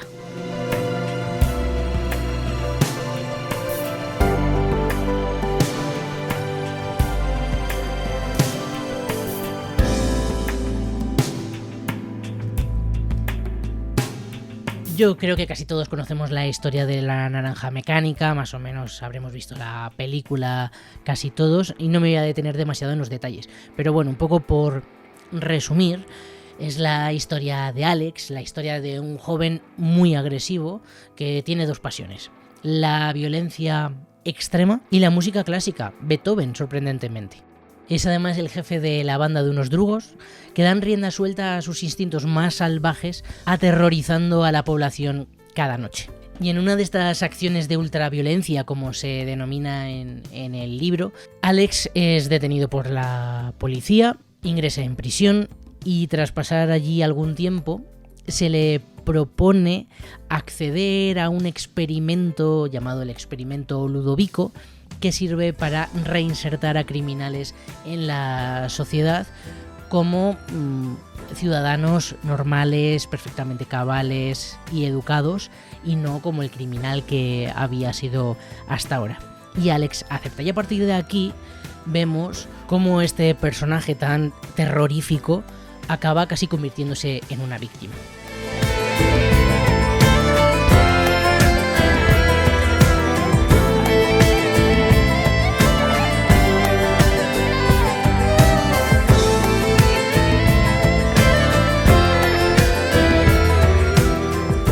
Y me parece muy interesante que precisamente en este año, con la situación que se está dando, con el contexto que estamos viviendo a nivel internacional, se dé esta historia, ¿no? Se escriba esta novela en un contexto en el que hay una violencia latente entre dos superpotencias como son la soviética y la estadounidense. De repente encontramos una historia, un libro, una novela corta en la que la violencia es extrema y no es nada sutil, no es una guerra fría. La violencia se ve, se palpa.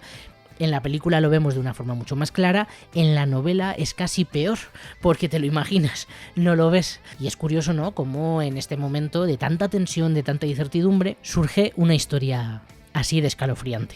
Y es realmente escalofriante, no porque sea una historia de miedo, sino porque es una historia muy real, tan real como que se inspira en sucesos acontecidos en 1944 a la esposa del propio Burgess, Lynn Isherwood Jones, cuando fue víctima de robo por parte de 4 soldados estadounidenses desertores en las calles londinenses, estando embarazada de 4 meses.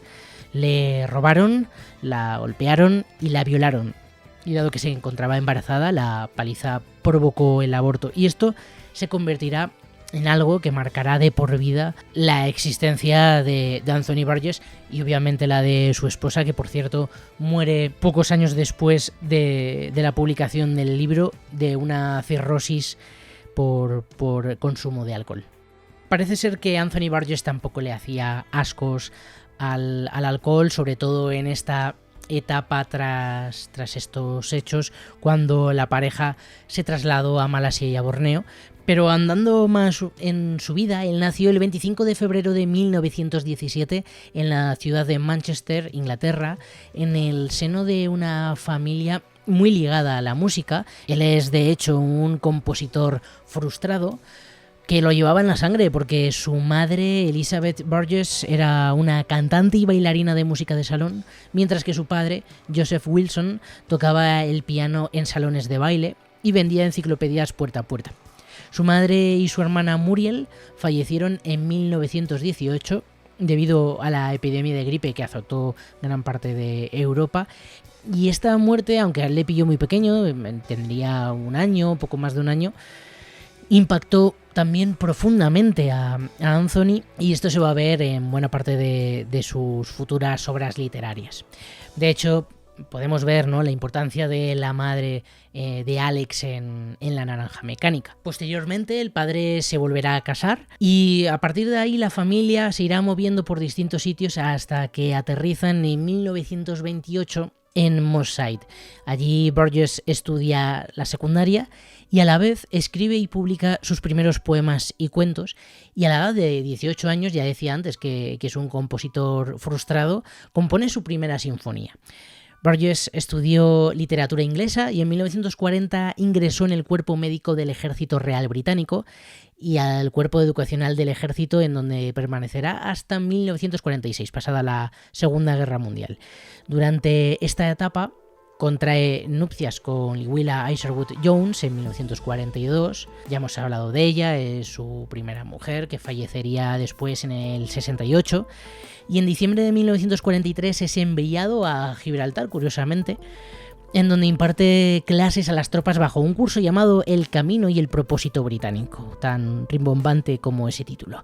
En 1946 compone una sonata para violonchelo y piano en sol menor, la cual se convierte en su obra musical más antigua que se tenga registro. Que lo estoy contando así un poco como anécdota, pero ojo, que compone sinfonías, sonatas, y esto es verdad que al final también se va a ver reflejado en La Naranja Mecánica, ¿no? En ese amor incondicional que tiene Alex por la música clásica concretamente, y que choca tanto y que resulta tan contradictorio con un personaje tan violento, tan carente de escrúpulos, y que sin embargo es capaz de apreciar las melodías clásicas de Mozart, de Beethoven, y con un gusto exquisito.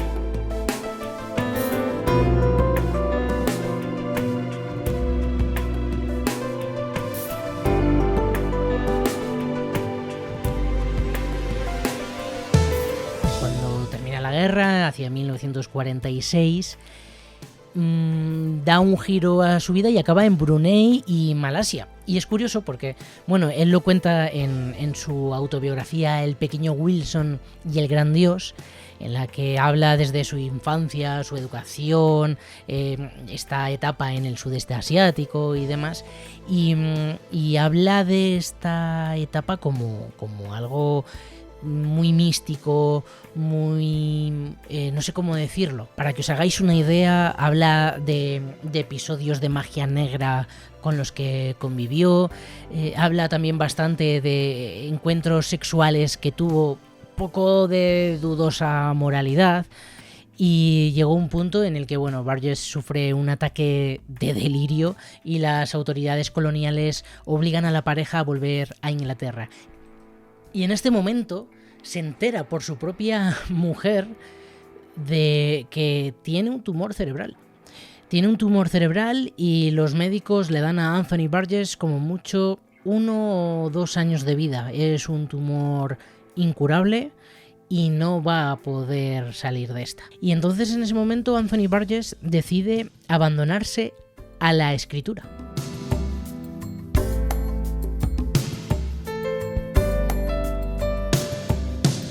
Y sí, a mí por lo menos me resulta interesante, ¿no? Cómo este personaje que en 1959 sufre un desmayo en una clase de Malasia, le diagnostican el tumor cerebral y de haber estado sumido en un ambiente de lo más podrido e infecto y haberse convertido en un personaje que estaba chapoteando en el lodo, decide darle un vuelco a su vida de nuevo y ponerse a escribir de forma frenética. Siempre había estado ligado a la escritura, es cierto, pero ahora lo hace de una manera brutal. Tanto es así que escribió 5 novelas y media en un año. Y una de esas medias novelas escritas, además escrita con la convicción de que la muerte estaba cerca, se convertiría después en su obra literaria más famosa, que es La Naranja Mecánica. Sin embargo, fijaros lo duro que debió de ser, ¿no? Porque él escribe con la intención de que su mujer no le falte de nada cuando él muera, que escribir muchas novelas para que los derechos de autor la permitan vivir tranquilamente, y sin embargo, después de los 2 años, sigue vivo. El diagnóstico había sido un error tan absoluto que vivió 30 años más. Pero claro, yo me imagino esos 2 años, esos 2 primeros años o ese primer año, hasta que vuelve otra vez al médico y le hacen una revisión y le dicen, no, es que tú no tienes ningún tumor. Me imagino que debieron ser unos años de una angustia absoluta. Es un señor que no gana para sustos. Y debe ser que cogió la rutina de escribir como un animal y a partir de entonces escribió y publicó más de 50 libros que abarcaron una amplia variedad de temas a lo largo de toda su carrera. Es autor de una enorme cantidad de críticas literarias, ensayos, por ejemplo sobre Shakespeare o Joyce, artículos periodísticos y una veintena de novelas de todo tipo. Y concretamente esta de La Naranja Mecánica, que es una novela cortita, es verdad que es cortita, pero él en un momento dado dijo que la escribió en 3 semanas. Yo no me lo creo. Yo creo que será que en 3 semanas escribió a lo mejor una primera versión que luego corregiría y le daría vueltas. Pero en 3 semanas tampoco creo que haya escrito esto. Sobre todo por el Nadsat, que luego hablaré de él, que me parece importante y hay un trabajo ahí detrás que requiere tiempo, vaya. Se escribió, como ya digo, se supone, en 3 semanas en Hove, en Gran Bretaña. Esta es una zona costera de Gran Bretaña y cuando vuelve de Asia se queda por allí y parece ser que se da cuenta de que las cosas han cambiado mucho allí.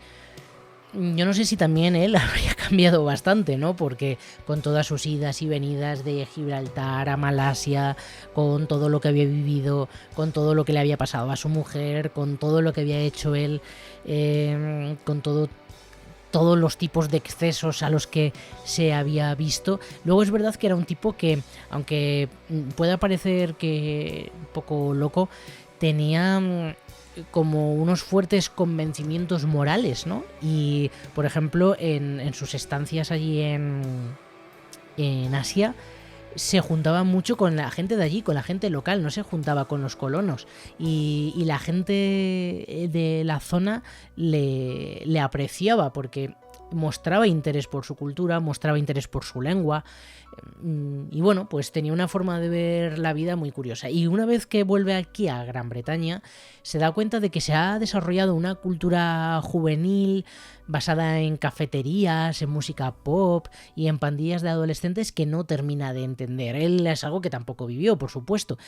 De hecho, hace algunos programas os hablé del Swinging London como un término general que se aplica a la escena de la moda y la cultura que floreció en Londres precisamente en la década de los 60, y más o menos es un poco esto lo que él se encuentra, que después de venir de un Asia súper deprimida, pues le tiene que chocar porque no hay otra opción, ¿no?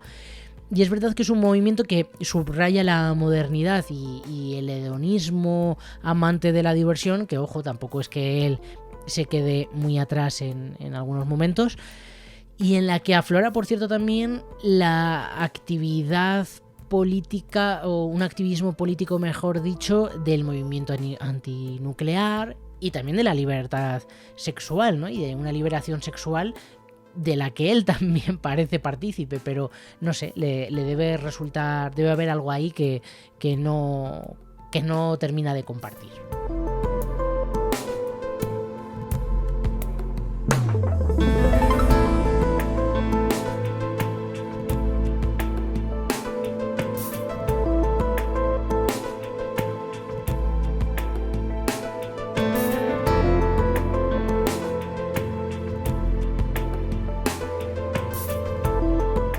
¿Cuál es una de estas características, ¿no?, de estos movimientos juveniles? Pues las jergas.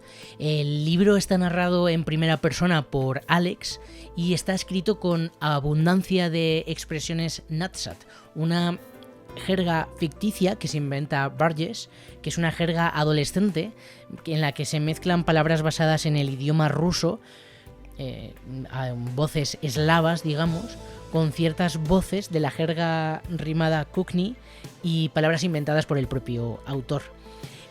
Es algo que, repasando la vida de Burgess, tiene sentido, sobre todo por su interés por otros idiomas y por un interés por el lenguaje de los otros, con lo cual creo que lo maneja bastante bien. Y el propio Burgess dice de su libro que, leído de forma sistemática, era como un curso de ruso cuidadosamente programado. Y esto es súper interesante. En la película no tienes esa sensación, pero leyendo la novela sí. Tú empiezas a leer la novela y hay páginas enteras que no entiendes nada. Utiliza constantemente términos Nadsat y tú tienes que ir constantemente al glosario atrás para ver qué leches es lo que está diciendo Alex o sus compañeros. Al final, poco a poco, te vas quedando con algunas palabras y llega un momento en el que, o al menos a mí me pasaba, que algunas por supuesto me las aprendía y otras más o menos era capaz de sacarlas por contexto. ¿Qué ocurre? Que según avanza el libro, Alex tiene más contacto con adultos que se enfrentan a hablar con él, y cuando Alex utiliza estos términos, tú entiendes a Alex, pero los adultos no. Los adultos que le están criticando por ser ultraviolento, por ser una persona que no es parte de la sociedad porque está contra la sociedad, ellos no le entienden, pero tú sí, y tú de repente te sientes parte del grupo de Alex, te sientes un poco como si fueses Alex y sientes que te están juzgando a ti por entender a este chico. Y es muy interesante ese juego. A mí, es una de las cosas que más me gustó de la novela. Burgess es un agudo comentarista de la obra de James Joyce, sobre la cual escribió los ensayos de Rejoice y Joyceprick, y tomó de la solución de inventar un nuevo lenguaje insertando palabras de otros idiomas. Y lo hace como un recurso para crear esta jerga adolescente y que sea temporal. Vosotros imaginaros que de repente escribimos un libro o hacemos una película y utilizamos expresiones como ¿qué pasa, tronco? Y el otro le contesta pues aquí andamios, ¿no? O una expresión tipo ya avestruz o cualquiera de estas que ahora resultan un poco viejunas, pero que en su momento pues podían tener sentido. No son atemporales. Igual que no son atemporales expresiones ahora como OK Boomer o cualquiera de estas, ¿no? De te hago un follow, pues a lo mejor dentro de 30 años no tiene ningún sentido y nadie se acuerda de esas expresiones más que los chicos jóvenes de ahora. Sin embargo, con este idioma inventado, da igual cuando lo leas, que es perfectamente temporal y me parece un recurso sumamente inteligente.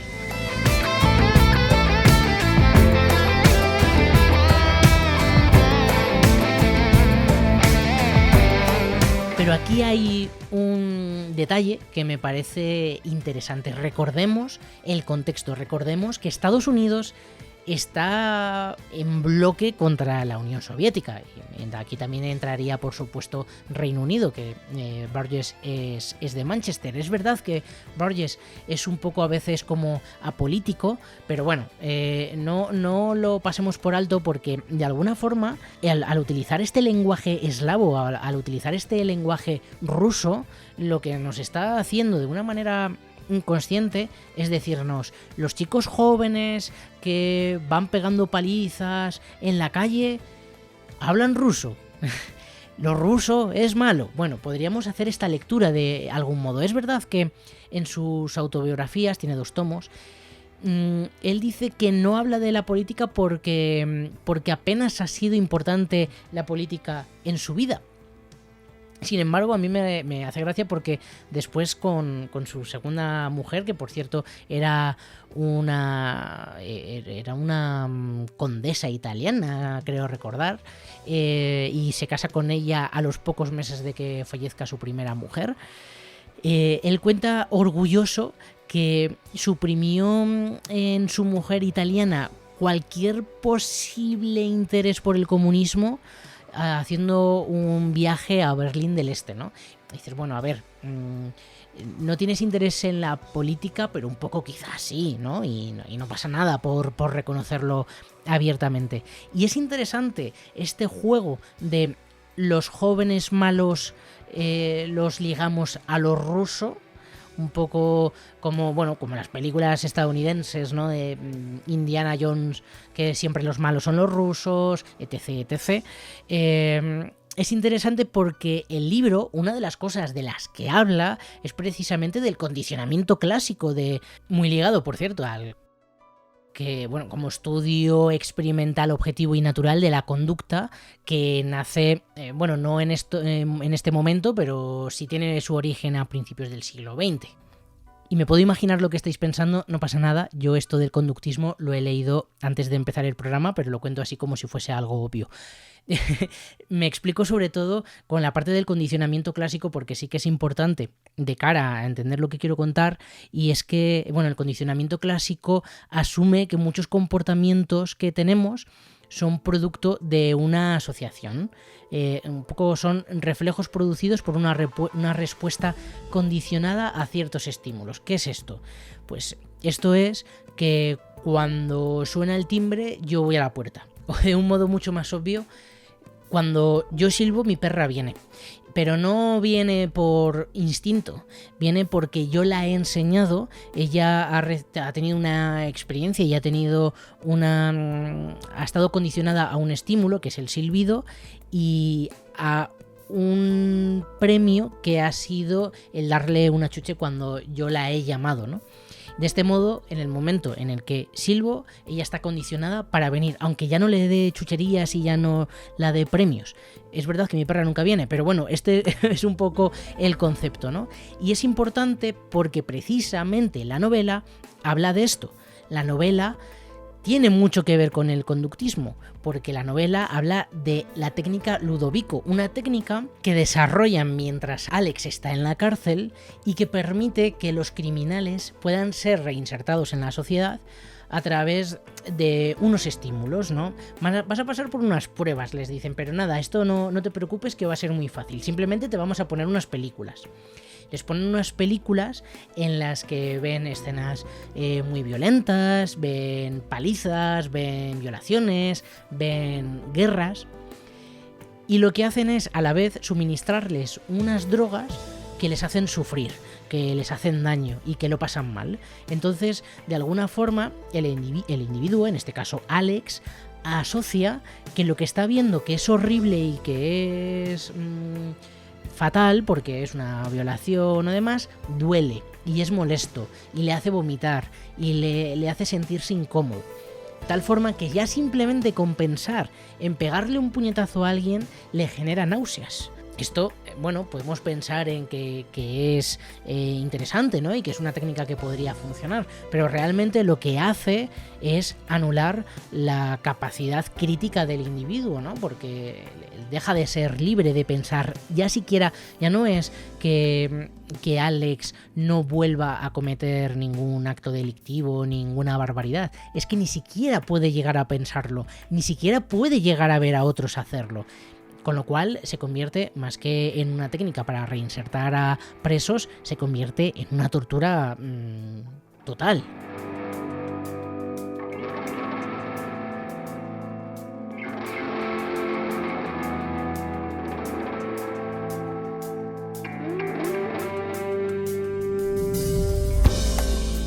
Es por eso que a mí al menos me llama la atención este juego, que quizá no tiene nada, no está pensado y es algo que oye, que a Anthony Burgess le funcionó y ya está, ¿no? Y dijo, pues mira, los jóvenes violentos y que roban en las casas van a utilizar vocablos rusos. A mí, personalmente, me cuesta pensar que es algo que no sea premeditado y pensado a conciencia, sobre todo porque es un tipo inteligente y que sabe de la importancia del lenguaje. Pero bueno, puede ser que sea algo pues que le vino bien, que le sonaba bien el lenguaje y ya está.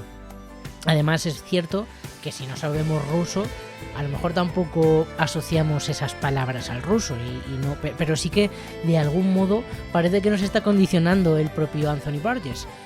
Parece que de algún modo nos está diciendo que los criminales son rusos o que los rusos están asociados al crimen.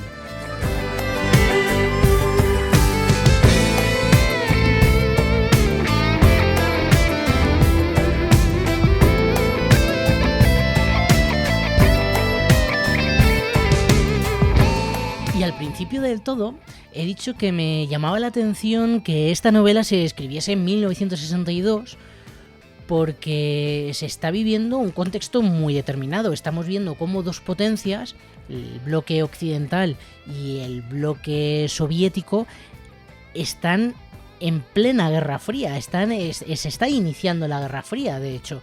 Pero no solo eso, es que estamos viviendo una guerra cultural. Pero sobre todo lo que se está imponiendo en este momento es una forma de pensar de la sociedad. O de dos formas de pensar la sociedad, mejor dicho, ¿no? El de una potencia y otra.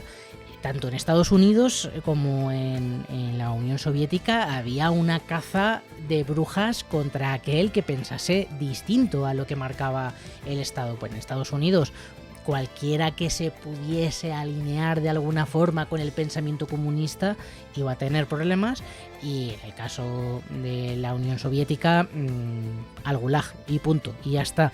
Y es muy interesante porque al final el libro de lo que está hablando es del libre albedrío, de la libre voluntad, del pensamiento crítico, de la moral. Y es verdad que, bueno, antes decíamos que podía ser un poco contradictorio este juego que hace Anthony Burgess utilizando el lenguaje ruso, pero es que la novela, y esto mucha gente no lo sabrá porque muchos conocerán esta historia a través de la película, y la película y el libro no es igual, tienen una lectura totalmente distinta, una visión totalmente distinta. En el libro existe un capítulo final que no aparece en la película. Y es muy importante, porque en este capítulo final el personaje se redime. Y al final Anthony Burgess hace una crítica de la manipulación de los individuos por parte de las fuerzas de los sistemas políticos, ¿no? Y en el caso de la película, casi más de lo que se habla es que el individuo, cuando es malo y punto, y no tiene forma de redimirse y no tiene forma de volver atrás, es la maldad pura. Anthony Burgess cree que incluso es algo que él en algún momento reconoce pensando en lo que le ocurrió a su mujer y todo esto, que los soldados, por cierto, al principio tuvo un odio brutal hacia los soldados estadounidenses. Con el tiempo él llegó a la conclusión de que todo el mundo merece una segunda oportunidad y todo el mundo puede equivocarse y todo el mundo puede rectificar, y de eso también habla su novela. Pero esta parte retorcida de los sistemas que consiguen, en lugar de reeducar a las personas para que sean mejores ciudadanos, manipular sus mentes para hacerles cambiar, resulta muy retorcido y muy oscuro y muy doloroso, ¿no? Porque además, por supuesto, sin llegar a esos extremos, de lo que se está hablando es de la imposición de un pensamiento único y de una forma de ver el mundo única. Porque el Estado finalmente lo que hace es modificar las mentes de los criminales como a ellos les viene en gana, ¿no? Y bajo sus propios parámetros, que a lo mejor no son los de la oposición, ¿no? Y que puede cambiar, y es bastante chungo, vaya. Y es que recuerda, por ejemplo, a cuestiones, por supuesto, menos sangrantes y por supuesto menos dañinas, Pero podríamos estar hablando, por ejemplo, de Twitter impidiendo que negacionistas y antivacunas den su opinión. ¿Es que acaso todo lo que sale en Twitter entonces, excepto lo de los antivacunas, es verdad? ¿Solamente existe una verdad? Claro, esto genera muchos debates, ¿no? Y es de lo que también se acaba hablando en La Naranja Mecánica y de lo que acabas reflexionando.